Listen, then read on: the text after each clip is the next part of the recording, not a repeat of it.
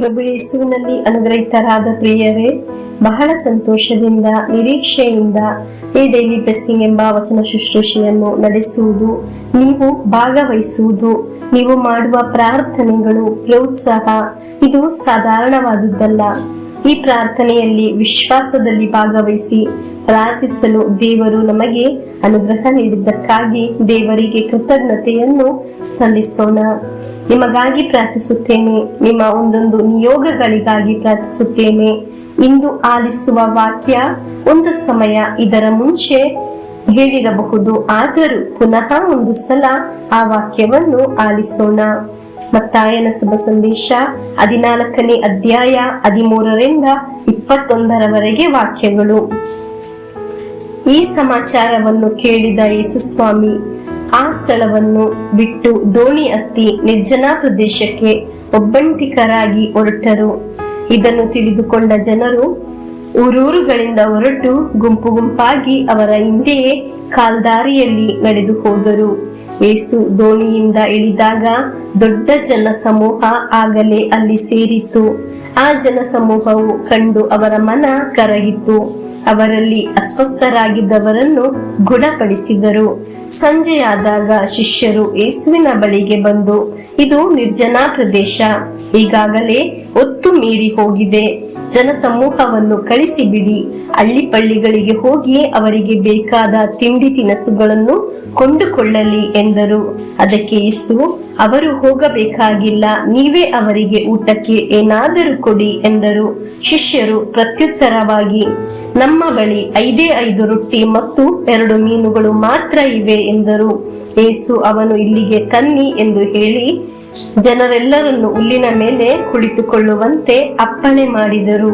ಬಳಿಕ ಆ 5 ರೊಟ್ಟಿಗಳನ್ನು 2 ಮೀನುಗಳನ್ನು ತೆಗೆದುಕೊಂಡು ಸ್ವರ್ಗದತ್ತ ಕಣ್ಣೆತ್ತಿ ನೋಡಿ ದೇವರಿಗೆ ಸ್ತೋತ್ರ ಸಲ್ಲಿಸಿದರು.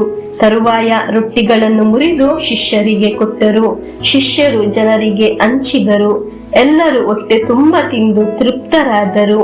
ಉಳಿದಿದ್ದ ತುಂಡುಗಳನ್ನು ಒಟ್ಟುಗೂಡಿಸಿದಾಗ ಅವು 12 ಬುಟ್ಟಿಗಳ ತುಂಬ ಆದವು. ಊಟ ಮಾಡಿದವರಲ್ಲಿ ಹೆಂಗಸರು ಮಕ್ಕಳನ್ನು ಬಿಟ್ಟರೆ ಗಂಡಸರೇ ಸುಮಾರು 5,000 ಇದ್ದರು.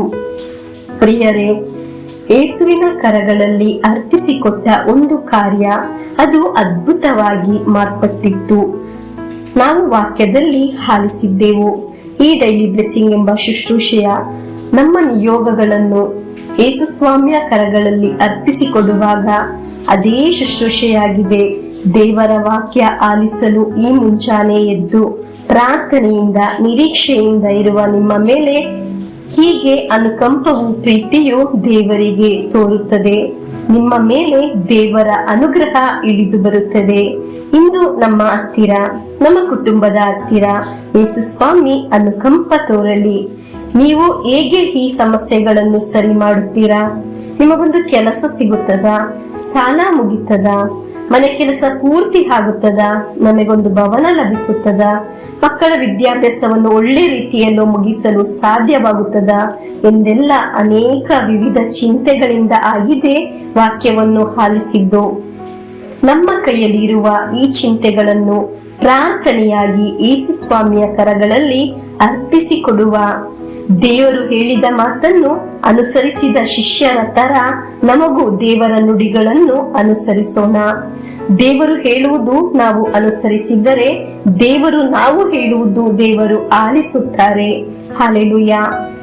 ಆಗ ಯೇಸುಸ್ವಾಮಿಯ ಕರಗಳಲ್ಲಿ ಸಮರ್ಪಿಸಿದ ಆ ಸಮಸ್ಯೆಗಳು ಯೇಸುಸ್ವಾಮಿಯ ಕರಗಳಲ್ಲಿ ಪರಿಹಾರವಾಗುತ್ತದೆ.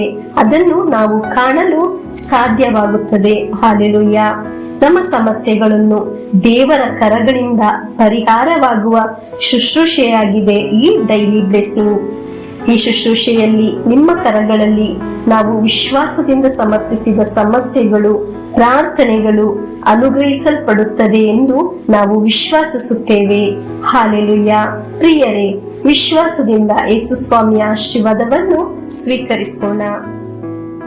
ನಮ್ಮ ಪ್ರಭು ಯೇಸುಕ್ರಿಸ್ತರ ವರಪ್ರಸಾದವು, ದೇವರ ಪ್ರೀತಿಯು, ಪವಿತ್ರಾತ್ಮರ ಅನ್ಯೋನ್ಯತೆಯು ನಮ್ಮೊಡನೆ ಇರಲಿ. ರೋಗಗಳಿಂದ, ಅಪಘಾತದಿಂದ, ದುರ್ಮರಣದಿಂದ, ಅಗಾಲಿದ ಮರಣದಿಂದ, ಅಸೂಯೆಯಿಂದ ಮೋಸೆ ವಂದನೆ ಇರಿಂದೆಲ್ಲ ದೇವರು ನಮ್ಮನ್ನು ಸಂರಕ್ಷಿಸಲಿ. ಹಾಲೆಲೂಯ, ಆಮೇನ್.